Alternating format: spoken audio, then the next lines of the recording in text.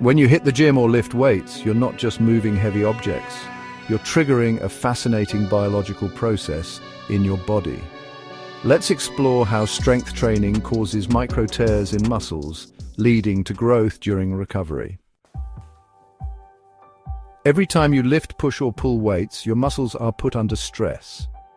This stress causes tiny microscopic tears in the muscle fibers. Don't worry though, this damage is a good thing.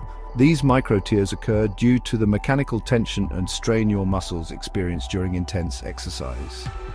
The greater the tension, the more microtears are formed. This is why progressive overload, gradually increasing the resistance you use, is key to building strength and muscle over time.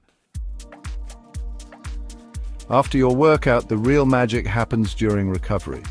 Your body detects these microtears and sends repair signals to the muscle cells. This process involves satellite cells, special repair units that fuse with the damaged fibers, making them thicker and stronger. To aid this process, your body needs proper nutrition, especially protein. Protein provides the building blocks or amino acids necessary for muscle repair and growth. Rest is equally crucial. When you sleep, your body releases growth hormones that accelerate the repair process. This is why good sleep and rest days are as important as your training sessions. Through this cycle of stress, repair, and recovery, your muscles adapt and grow stronger. This adaptation is called muscle hypertrophy. Essentially, your body is preparing itself to handle the same stress more effectively next time. Over time, consistent strength training and proper recovery lead to noticeable improvements in muscle size and strength. So the next time you train, remember, those microtears are part of the process.